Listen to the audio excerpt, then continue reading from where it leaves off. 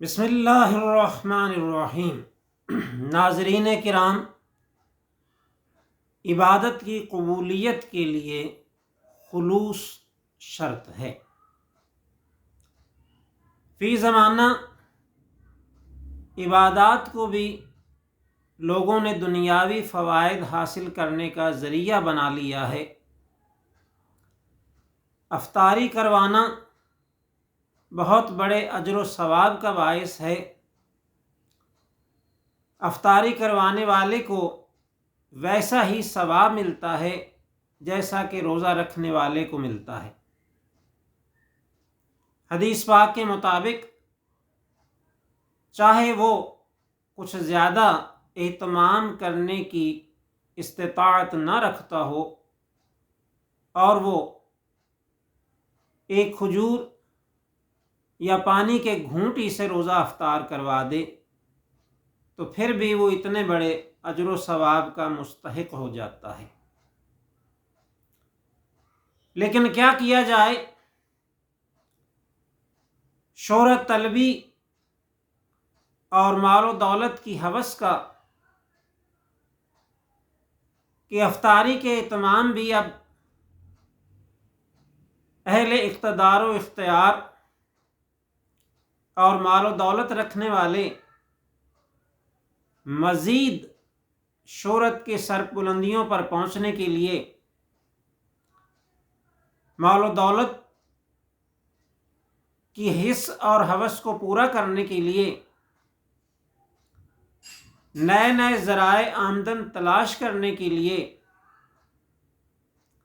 اہل اقتدار سے تعلقات بنانے کے لیے اور دیگر بہت سے دنیاوی فوائد حاصل کرنے کے لیے افطاریوں کا اہتمام کرتے ہیں۔ ایسے ہی ایک شخص نے افطاری کا بہت بڑا اہتمام کیا۔ اپنے دوست احباب، اہل اقتدار، صاحب ثروت، مال و دولت رکھنے والے، بلند عہدوں پر فائز ہونے والے بہت سے لوگوں کو اس نے مدعو کیا اور ہر غریب اور مفلس نادار شخص کا داخلہ اس نے بند کر دیا اور دروازے پر گارڈز کھڑے کر دیے۔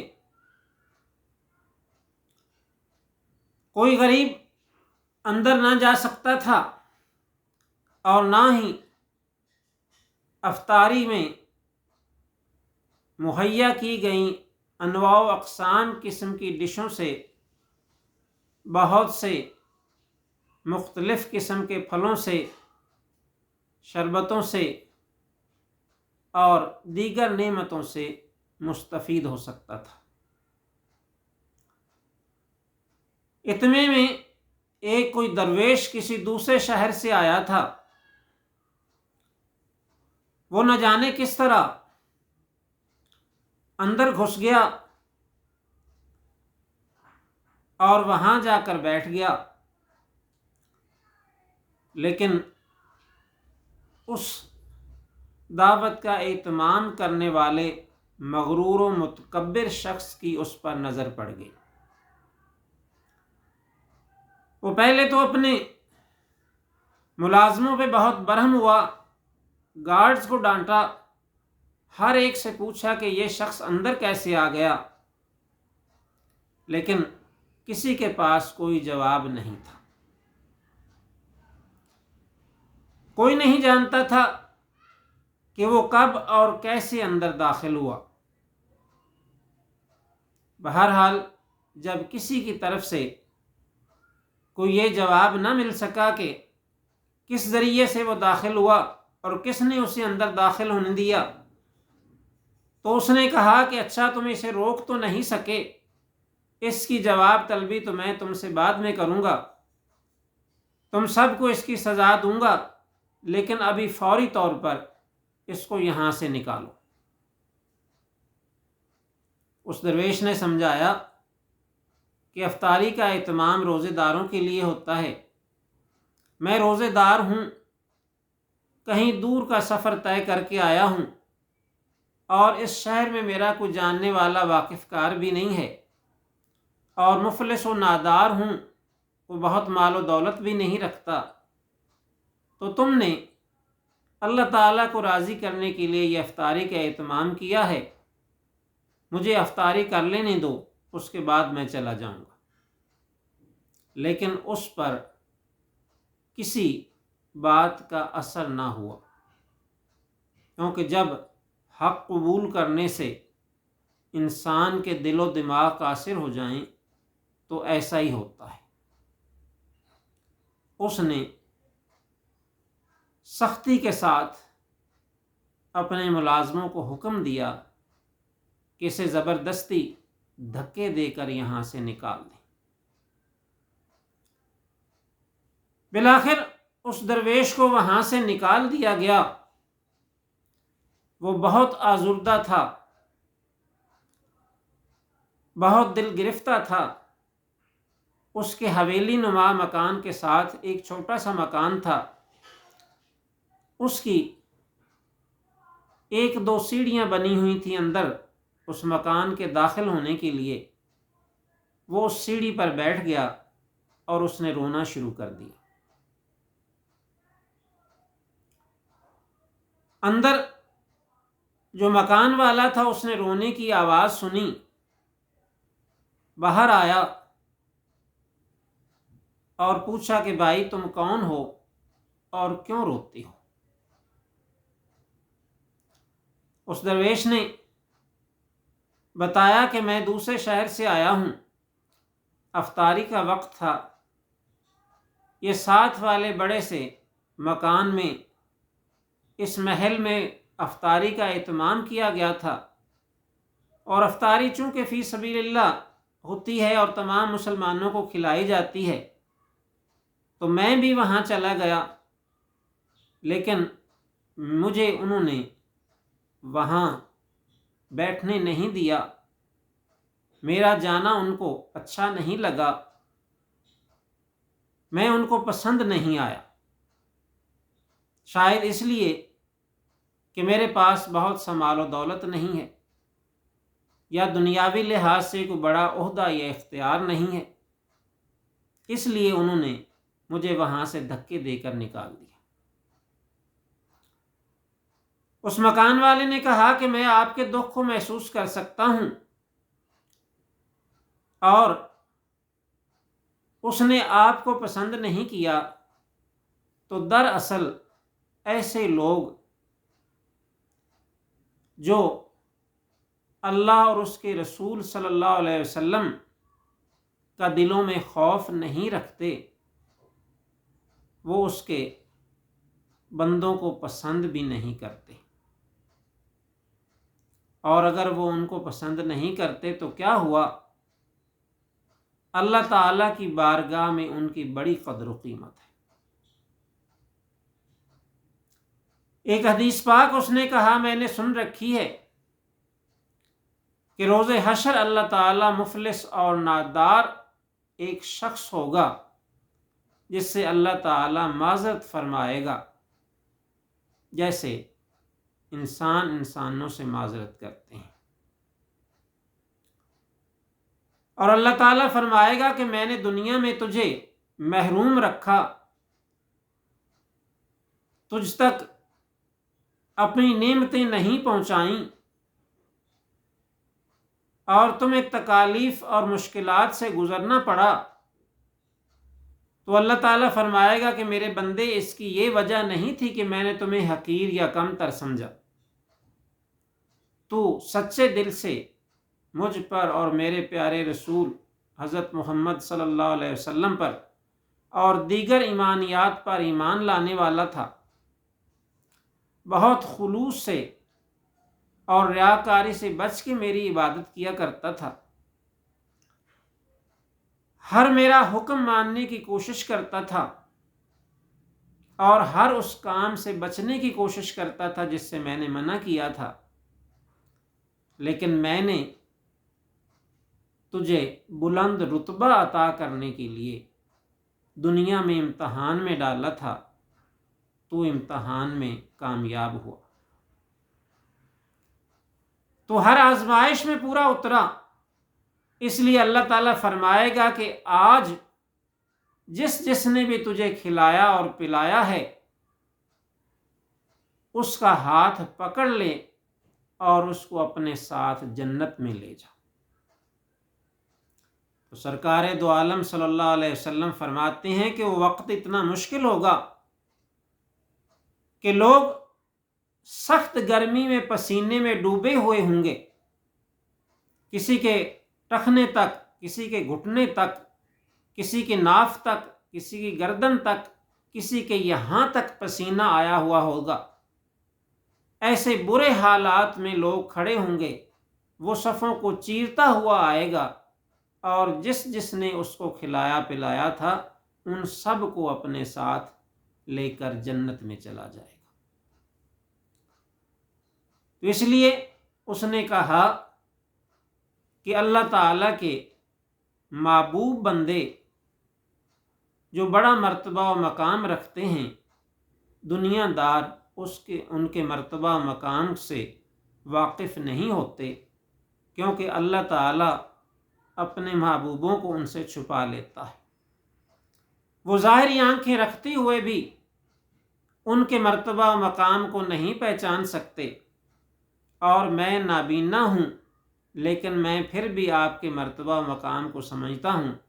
آپ مہربانی فرمائیں، میرے گھر تشریف لائیں، آج میرے گھر کو رونق بخشیں تو آپ کی بہت عنایت ہوگی۔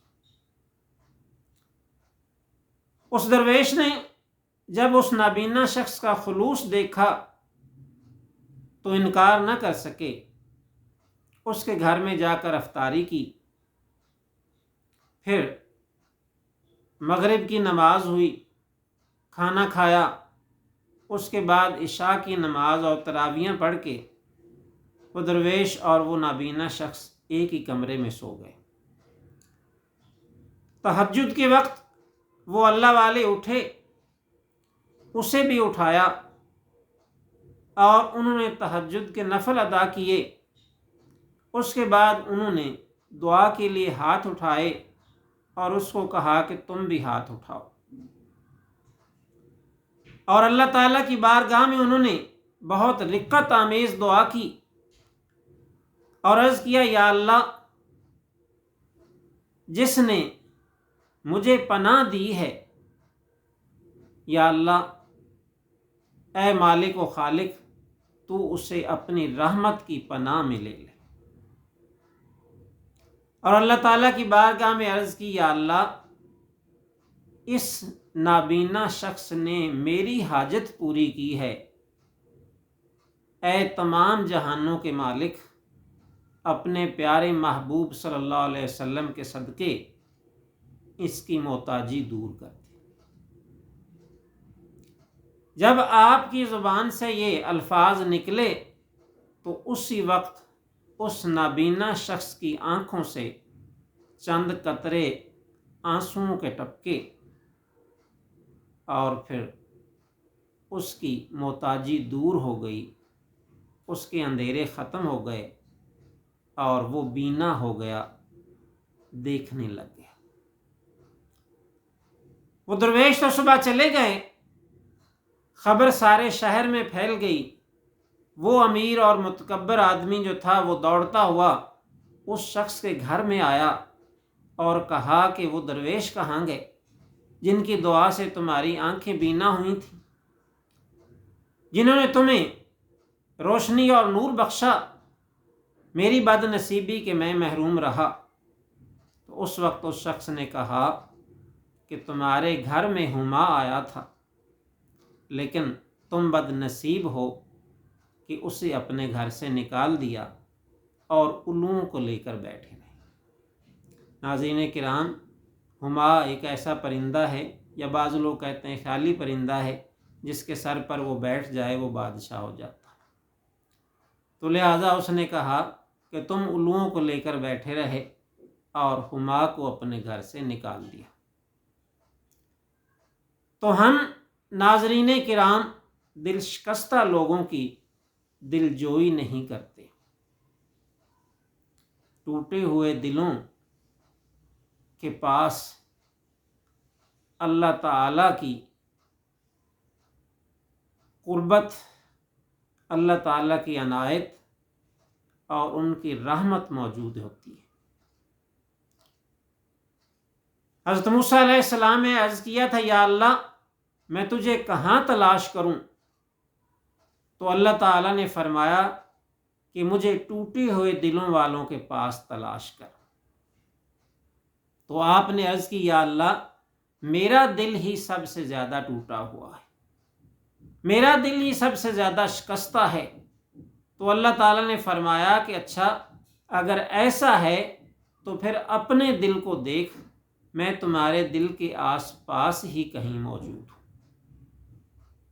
تو ہم روزے تو رکھتے ہیں اللہ تعالیٰ کا قرب حاصل کرنے کے لیے، اللہ تعالیٰ تک پہنچنے کے لیے، اس کی محبت حاصل کرنے کے لیے، مقبول بارگاہ بننے کے لیے، لیکن پھر اس کے مقبولوں کے ساتھ برا سلوک کرتے ہیں. شکستہ دل جو لوگ ہیں ان کے ساتھ برا سلوک کرتے ہیں. روزے کا مقصد ہی یہی ہے کہ آپ کی جسمانی صلاحیتیں کچھ کم ہوں، روحانی صلاحیتیں بڑھیں، آپ کو دوسروں کا دکھ درد محسوس ہو، آپ کے دل کی سختی دور ہو، آپ کے دل میں ہمدردی اور محبت کے جذبات پیدا ہوں، آپ کو دل شکستگی کے مراحل سے گزرنا پڑے تاکہ آپ کو اللہ تعالیٰ کا قرب حاصل ہو. تو بچا بچا کے نہ رکھ اسے، تیرا آئینہ ہے وہ آئینہ. یہاں آئینہ سے مراد دل ہے. ہم بچا بچا کے رکھتے ہیں کہ اسے کوئی ٹھیس نہ پہنچے، اسے کوئی تکلیف نہ ہو، اسے کوئی دکھ درد نہ سہنا پڑے، اسے کوئی دکھ تکلیف محسوس نہ کرنا پڑے. لیکن دکھی دل کا کتنا بڑا مرتبہ و مقام ہے اور اس کی دعائیں کیسی قبول ہوتی ہیں، یہ ہم نہیں سمجھ سکتے. تو اس لیے علامہ اقبال فرما رہے ہیں، تو بچا بچا کے نہ رکھ اسے، تیرا آئینہ ہے وہ آئینہ، کہ شکستہ ہو تو عزیز تر ہے نگاہ آئینہ ساز میں. کہ فرمایا تیرا دل اگر ٹوٹا ہوا ہو، شکستہ ہو، تو پھر جس نے یہ دل بنایا ہے اس کی بارگاہ میں بڑا مقبول ہے. تو لہٰذا ٹوٹا ہوا دل ہی کسی دوسرے دل کے درد کو محسوس کر سکتا ہے. شکستہ دل شخص ہی دوسروں کے رنج و الم کو سمجھ سکتا ہے. تو ناظرین کرام، اگر ہم دوسروں کے رنج و الم کو سمجھنے والے بن جائیں، ان کو دکھ درد سے بچانے والے بن جائیں، اگر ہم ان کی منزل تک پہنچانے والے بن جائیں، تو پھر ہمارے دکھ درد بھی دور ہو سکتے ہیں اور ہمیں روزے کا صحیح مقصد حاصل ہو سکتا ہے اور ہم اللہ تعالیٰ کی بارگاہ میں بہت بڑا مرتبہ حاصل کر سکتے ہیں.